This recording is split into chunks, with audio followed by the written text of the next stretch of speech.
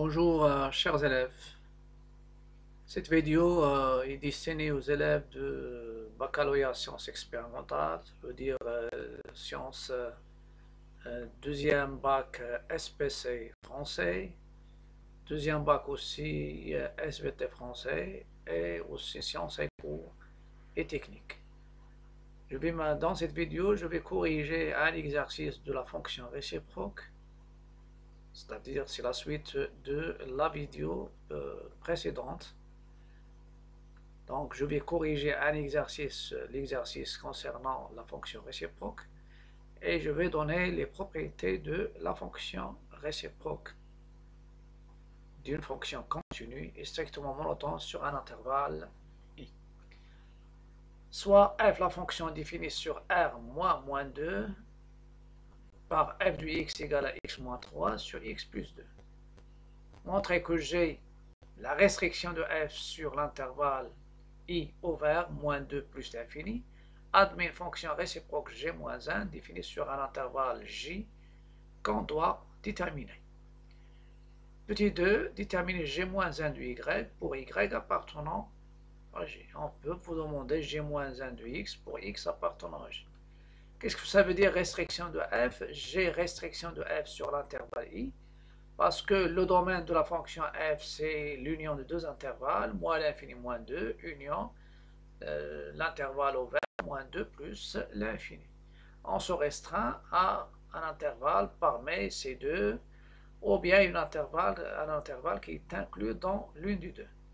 Pour garantir, bien sûr, la stricte monotonie, la continuité, ça reste sur les intervalles qui forment le domaine de définition parce que la fonction est rationnelle, mais il nous faut la stricte monotonie.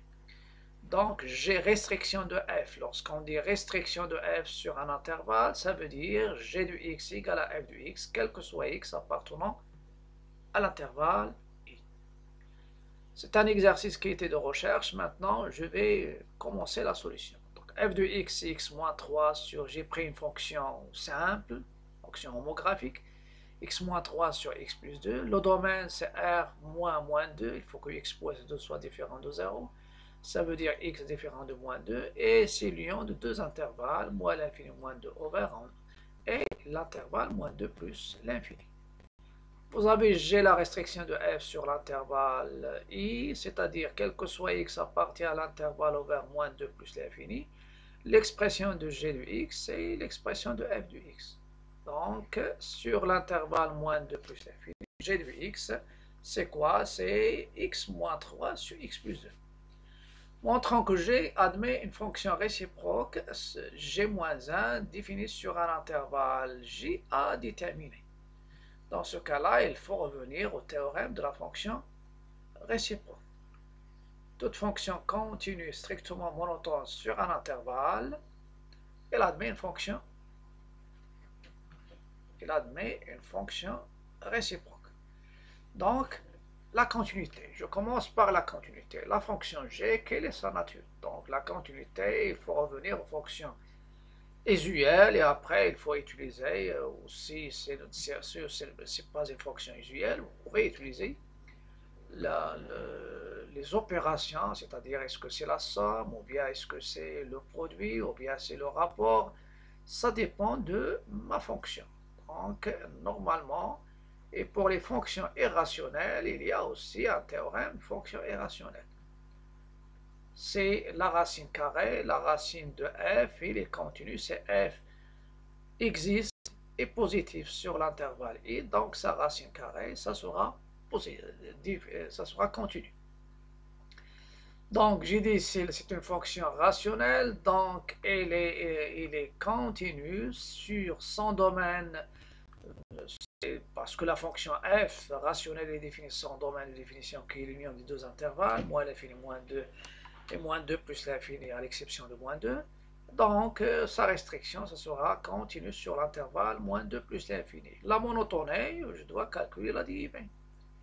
Pour la dérivée g' du x, c'est la dérivée de x moins 3 sur x plus 2. Un rapport utilisé, l'expression u sur v, le tout dérivé. C'est u'v moins uv' sur v au carré. Donc je dérive le numérateur et je le multiplie par le dénominateur.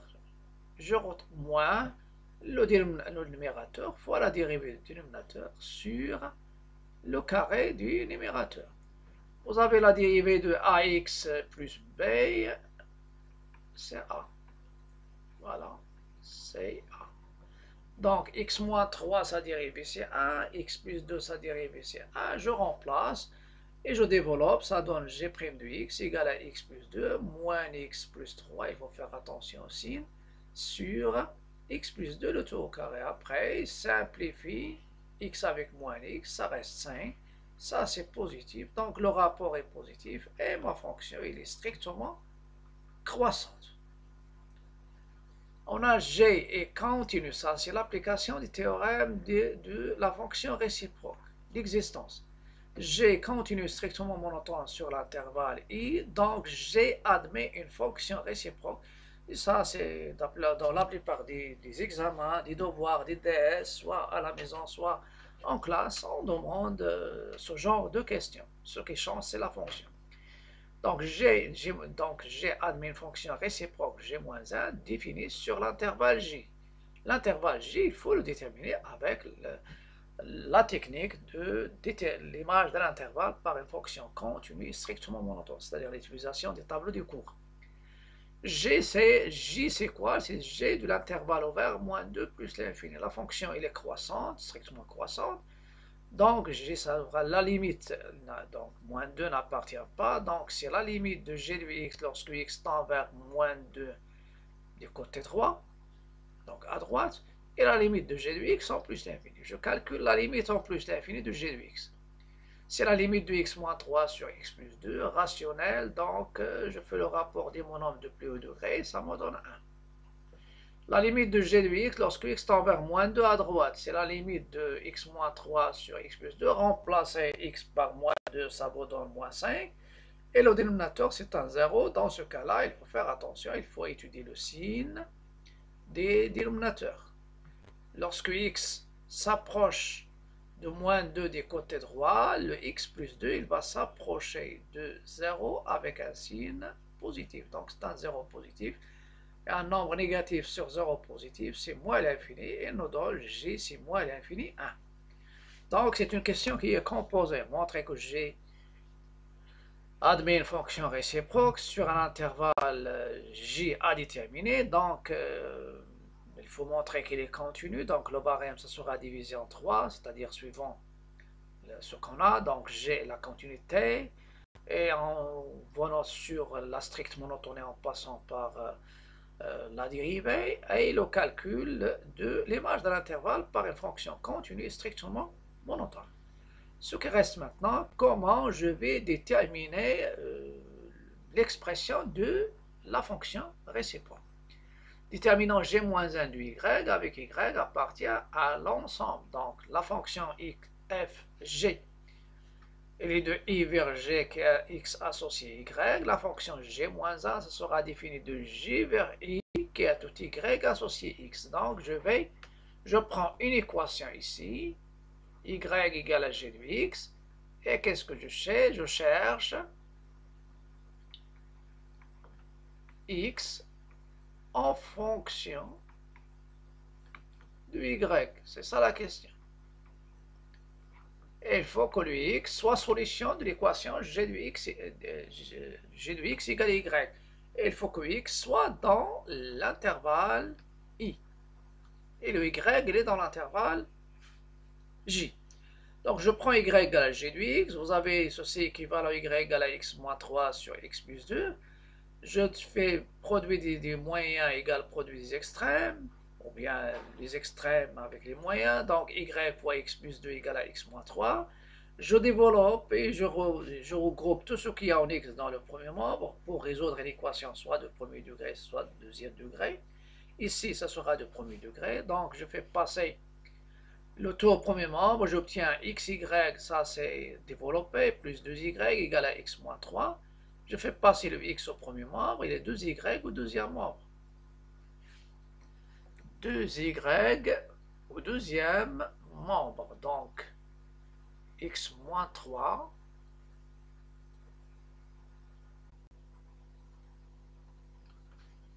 On a y égale x moins 3 sur x plus 2. Je fais produit des extrêmes égale produit des moyens. Donc y fois x plus 2 égale à x moins 3. Je développe, ça donne xy plus 2y égale x moins 3. Et à ce stade-là, j'ai remarqué qu'il y a une erreur dans le calcul que j'ai rectifié maintenant. Donc je fais passer le x au premier membre et 2y au deuxième membre. Donc j'obtiens xy moins x égale moins 3. Et s'il était plus, mais c'est moins 2y. Donc ceci est équivalent x factoriel. Je cherche x en fonction. X en fonction de y. Avec x, la solution convenable, il faut qu'elle soit dans l'intervalle i. Il faut qu'elle soit dans l'intervalle i. Voilà, je rectifie un peu. Ça, c'est y en fonction du y. Donc, x facteur de y moins 1 égale à moins 3 moins 2y. Je vais diviser le deuxième membre par y moins 1. Donc, est-ce que y moins 1 est différent de 0? Non.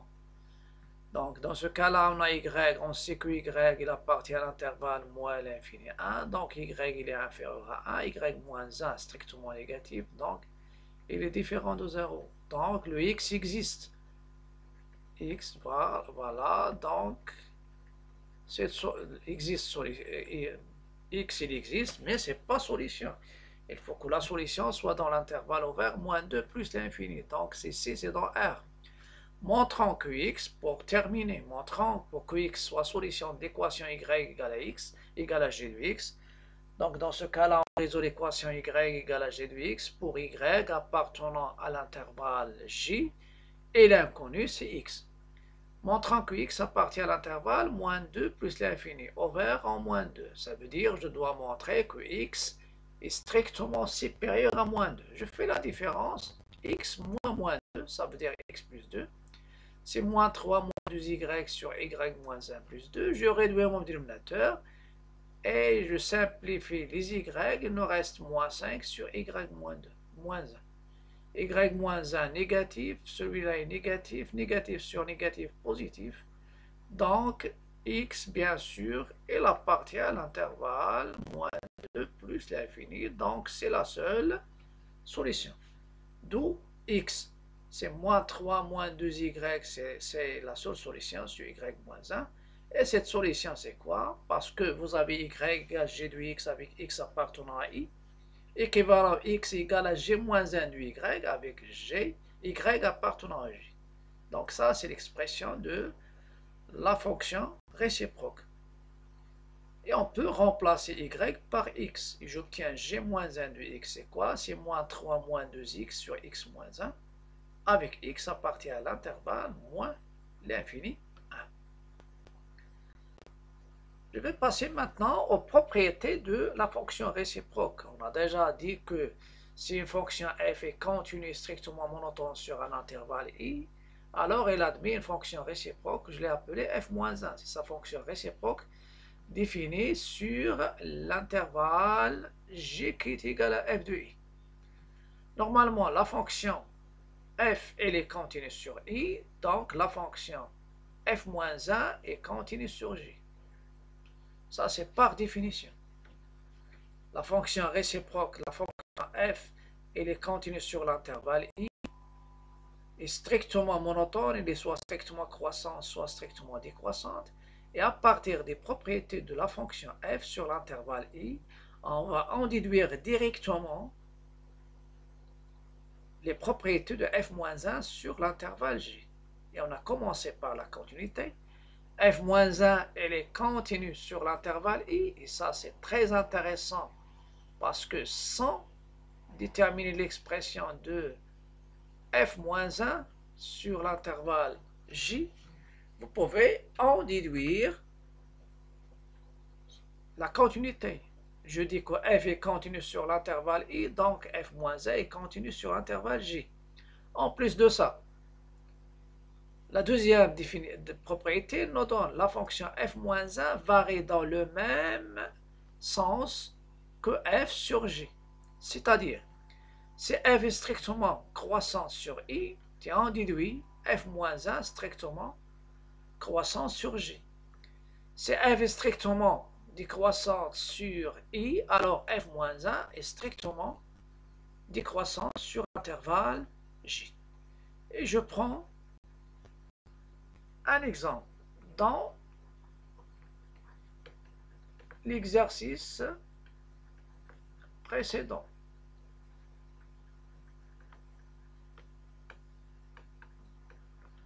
vous avez f de x c'est quoi? F de x ou bien g de x, c'était x moins 3 sur x plus 2.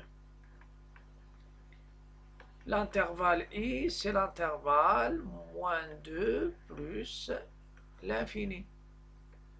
G moins 1 de x.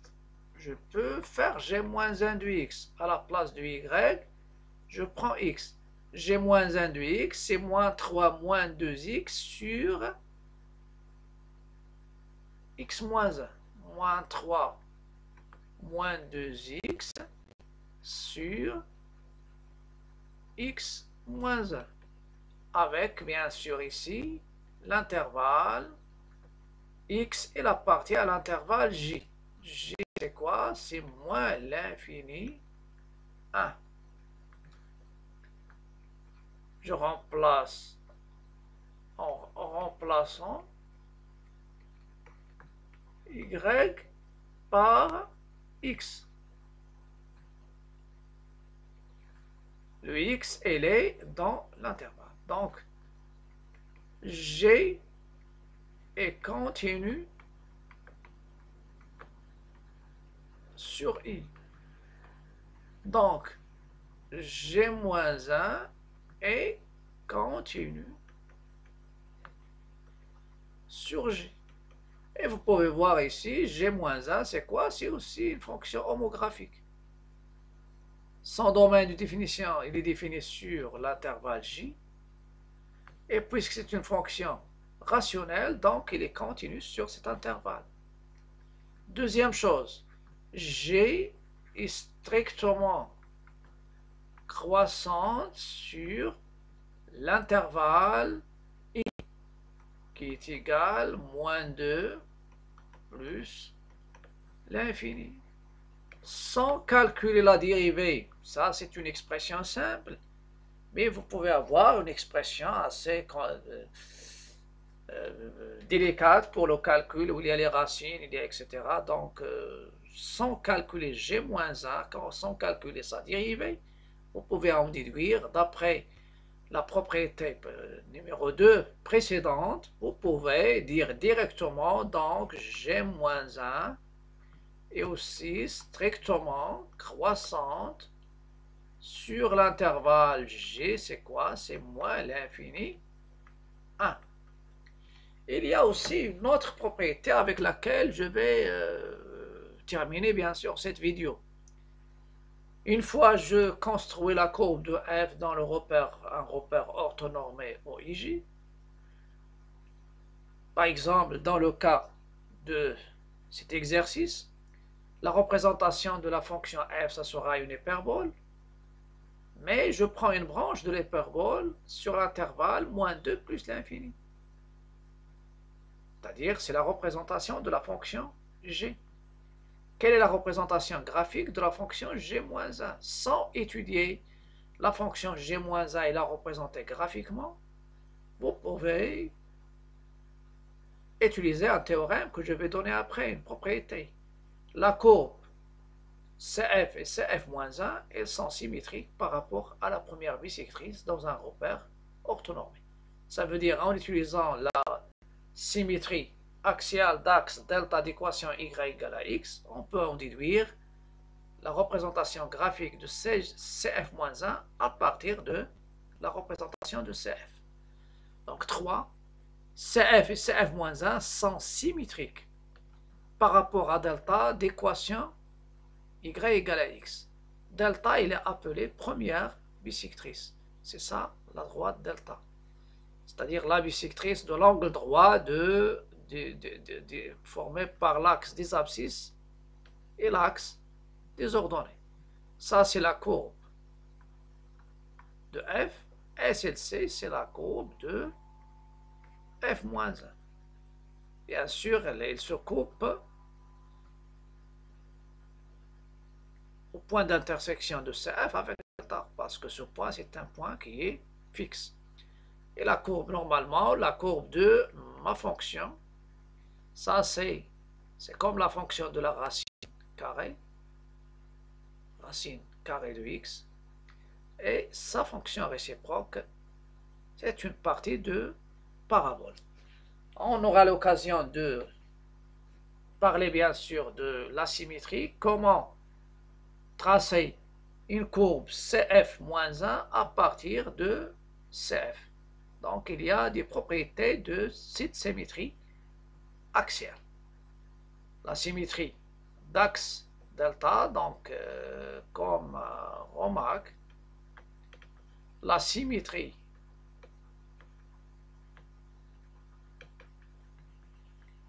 S delta d'axe delta d'équation y égale à x transforme, ça c'est intéressant, elle transforme un point de coordonnées, le point M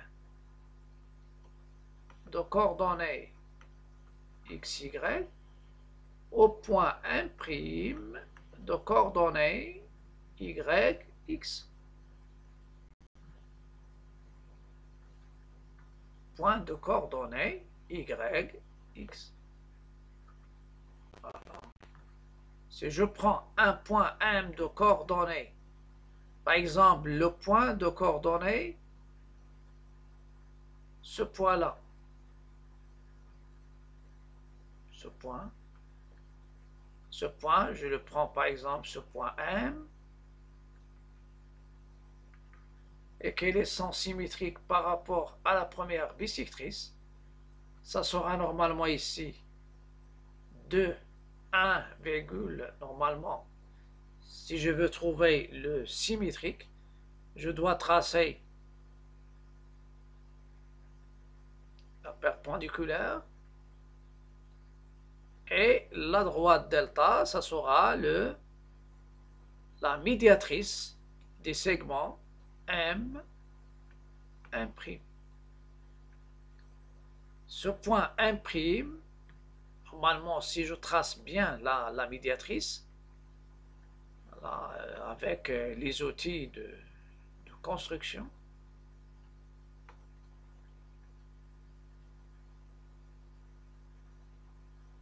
voilà, ça va nous donner, ça c'est le point M', ça c'est l'abscisse C3,